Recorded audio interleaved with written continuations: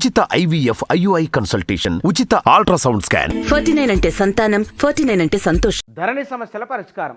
ఇక్కడ హెడ్డింగ్ తహసీల్దారు కార్యాలయాల్లోనే. ఇది సింపుల్గా ఏంటంటే, ధరణి వచ్చినప్పుడు ఆ సమస్య పరిష్కారం కలెక్టర్ కార్యాలయం CCLAకు రావాలి హైదరాబాద్. చాలా పెద్ద ప్రాసెస్. ఒక చిన్న సమస్య వస్తే ధరణిలో, అందులో వచ్చిన సమస్య పరిష్కారానికి డబ్బులు ఖర్చు కావాలి, సమయం వృధా కావాలి. గ్రామీణ ప్రాంతాల్లో చిన్న చిన్న పనులు చేసుకునే వాళ్ళు, వ్యవసాయ కూలీలు, ఎకరం అద్దెకరం ఉన్నవాళ్ళు, 3-4 ఎకరాలు ఉన్న వాళ్ళు కూడా భూమి ఇక్కడ ఉంటే కనుక అది ఏదో సర్వే నెంబర్లో ఉంటుంది. ఆ సర్వే నెంబర్లో భూమి ఉంటే కనుక పట్టదారు ఇంకెవరో ఉంటారు. భూమి విస్తీర్ణం తగ్గి ఉంటుంది, భూమి రకం మారి ఉన్నది. కొన్ని పట్టా చేసుకున్న భూములు కూడా నిషేధ జాబితాలకు వెళ్ళిపోయినాయి, తిరిగి వాటిని సరిచేయలేదు. ఇట్లాంటి సమస్యలు 2.5 లక్షలకు పైబడి ఉన్నాయి. ఈ 2.5 లక్షలకు పైబడి ఉన్న వీటికి పరిష్కారం స్థానికంగా ఉన్న MRO కార్యాలయంలో చేయాలి. ఇది ప్రభుత్వం నిన్న ముఖ్యమంత్రి రివ్యూలో స్పష్టం చేసిన అధికారులకు. అసలు ఏం జరిగింది, ధరణి విషయంలో ఏం జరిగింది? పైగా ధరణి ప్రైవేటు వాళ్లకు ఆ ముందు గవర్నమెంట్తో ఒప్పందం చేసుకున్న వాళ్ళు కాకుండా వారి స్థానంలో మరొకరు వస్తే కనుక మీరు ఎట్లా అంగీకరించిండు వారిని? ఆ పేరు మార్చుకున్నారు, టెరాసిస్ కంపెనీకి వచ్చింది, ఆ పేరు ఎట్లా మార్చుకున్నారు? పాత కంపెనీ డైరెక్టర్లు మారిపోయిన తర్వాత మళ్ళీ ఎందుకు సమీక్ష చేయలేదు, ఎందుకు వేరే వాళ్ళకి ఇవ్వలేదు, ఇత్యాది చాలా విషయాలపైన నిన్న రివ్యూ మీటింగ్లో చర్చకు వచ్చిన విషయాలు ఇవన్నీ చాలా సుదీర్ఘంగా జరిగింది. ధరణి కేంద్రంగా ఉన్న సమస్యలు ఏవైతే ఉన్నాయో ఆ సమస్యలు స్థానికంగానే పరిష్కరించాలి. ఎందుకంటే స్థానికంగా పరిష్కారం చేయడంలో 2 ప్రయోజనాలు ఉన్నాయి. ఒకటి, ఆ భూమి ఎవరిదో గ్రామంలో ఉన్న ప్రజలందరికీ తెలుస్తుంది. సమస్య అక్కడ పక్కనే ఒక మండలంలో 20-22 గ్రామాలు ఉంటాయి. అది ఒక మండలానికి గ్రామానికి దూరం 10 నుంచి 15 కిలోమీటర్లు, అంతకన్నా ఎక్కువ ఉండే అవకాశం లేదు. మ్యాక్సిమం ఈ 10-15 కిలోమీటర్ల దూరంలో ఉన్న గ్రామాల వాళ్ళు రావడం, వారి సమస్య పరిష్కారం చేసుకోవడం పెద్ద ఖర్చు అయ్యేది కూడా ఏమీ లేదు. పైగా స్థానికంగానే సమస్య పరిష్కారం అవుతుంది కాబట్టి ప్రజలకు ఇది నిరంతరాయంగా కొనసాగే అవకాశం ఉంటుంది. అయితే ఇక్కడ గవర్నమెంట్ మరొక మాట కూడా అన్నారు, మార్చి 1వ వారం నుంచి ఈ ధరణి సమస్యల పరిష్కారం జరిగిపోవాలి.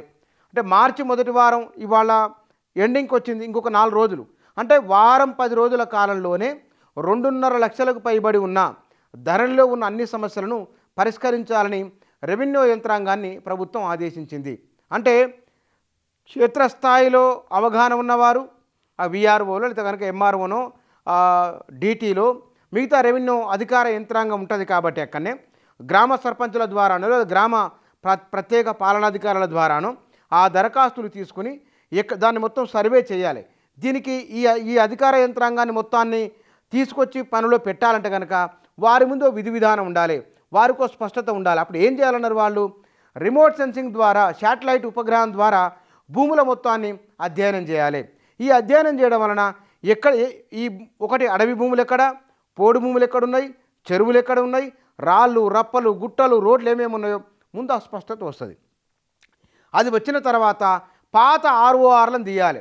పాత RORలను తీస్తే కనుక ఎవరు పట్టాదారు ఉన్నారు, ఎవరు దీంట్లో ఎంతమంది పేరు మీద ఆ భూమి కమతాల విభజన జరిగింది. ఎందుకంటే కమతాల విభజన చాలా వేగంగా జరుగుతున్న రాష్ట్రాలలో మన దేశంలో తెలంగాణ కూడా ఉన్నది. 2014 నాటికి 2018 నాటికి కమతాల విభజన పెరిగింది, చిన్న కమతాల సంఖ్య పెరిగింది. కారణం ఏమిటంటే ఇంతకుముందు 30 ఏళ్ల కింద ఒకే కుటుంబంగా ఉన్నవాళ్ళు ఇవాళ 2-3 కుటుంబాలుగా, వారి కుటుంబంలో పిల్లలకు వివాహాలు అయిన కారణంగా, వాళ్ళు విడివిడిగా సంసారాలు ఏర్పాటు చేసుకున్న కారణంగా ఆస్తుల పంపకంలో భూమి కూడా పంచుకుంటున్నారు. అట్లా ఎకరము, అరెకరము, 2 ఎకరాలున్న, హెక్టారు లోపున్న, హెక్టారు వరకున్న కమతాల సంఖ్య తెలంగాణలో అత్యధికంగా ఉన్నది. ఇట్లాంటి కమతాల విషయంలో ఈ మ్యుటేషన్ చేసుకునే విషయంలో కానీ, లేదా ఆ భూమి ఎక్కడుందో రికార్డులలో ఎక్కే విషయంలో కానీ గందరగోళాలు జరిగినాయి. భూ పంపకాలలో వచ్చిన విషయాల్లో కూడా గందరగోళాలు జరిగినాయి. పేర్ల మార్పులో అక్షర దోషాల్లో గందరగోళాలు జరిగినాయి. ఇట్లాంటివన్నీ 2.5 లక్షల దరఖాస్తులు ఉన్నాయి. కాబట్టి వాటిని పరిష్కరించడానికి పెద్ద ఇబ్బంది అయింది ఏమీ కాదు. పైగా భవిష్యత్తులో సమస్యలు రాకుండా ఉండే విధంగా ధరణి వాస్తవానికి దాని వెనువెంటనే 2-3 నెలలు ప్రారంభిస్తున్నామని చెప్పే 2-3 నెలల్లోనే హడావిడిగా జరిగింది. అది హడావిడి లేకుండా ఉన్నా లేదా ధరణి కేంద్రీకృతంగా వచ్చిన సమస్యలను, అయ్యా ఈ సమస్య వచ్చింది మీరు పరిష్కారం చేయండి అని రెవెన్యూ యంత్రాంగాన్ని అడిగినప్పుడు వారు పరిష్కారం చూపించిన బహుశా ధరణిపైన ఇంత గజిబిజి జరిగేది కాదు. సుమారుగా 18 నుంచి 20 లక్షల మంది ధరణి బాధితులు ఉండేది కాదు. అయితే ఆ చట్టం ధరణి పోర్టల్ తీసుకొని వచ్చి రెవెన్యూ చట్టం తీసుకొని వచ్చి పెట్టిన తర్వాత దానిపైనే మళ్ళీ దాని ప్రభావం ఎట్లా ఉన్నది, అనుకూలంగానా వ్యతిరేకంగానా ఎట్లా ఉన్నదో దాన్ని సీరియస్గా క్షేత్రస్థాయిలో పట్టించుకోలేదు. పట్టించుకోని కారణంగా వచ్చిన సమస్య ఇది. ఈ సమస్యకి ఇప్పుడు పరిష్కారం చూపిస్తున్నామని కాంగ్రెస్ ప్రభుత్వం అంటున్నది. గతంలో జరిగిన పొరపాట్లను ఈసారి చేయకుండా వీలైతే కనుక రెవెన్యూ చట్టాన్ని మార్చాలని కూడా ఆలోచన చేస్తున్నా. అంటే ధరణి ఇచ్చే కమిటీ రిపోర్టు ఆధారంగానే నిర్ణయాలు ఉండబోతున్నాయని ప్రభుత్వం భావిస్తున్నది. భూ సమస్యల శాశ్వత పరిష్కారానికి చట్టాన్ని సవరించడమా లేదా కొత్త రెవెన్యూ చట్టాన్ని తీసుకుని రావడమా ఏదో ఒకటి చేయాలనే భావనతో రాష్ట్ర ప్రభుత్వం ఉన్నది.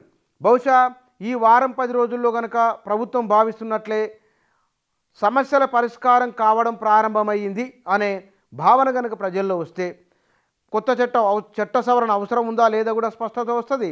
రెండవది, ధరణి కేంద్రంగా జరిగిన పొరపాట్లు ఏమేమి ఉన్నాయో, ఆ పొరపాట్ల వల్ల ఎవరికి ప్రయోజనం జరిగిందో ఆ విషయం కూడా తెలిసే అవకాశం ఉన్నది.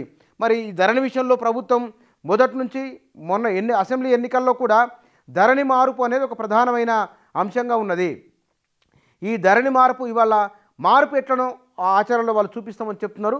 మరి సమస్యలు లేకుండా చేస్తే బాగుంటుంది. ఎందుకంటే గ్రామీణ ప్రాంతాలలో ఉన్న ప్రజలకు భూ సంబంధమైన అంశాల్లో సమస్యలు లేకుండా ఉంటే కనుక అసలైన సమస్యల్లో 50% పరిష్కారం అయినట్లే.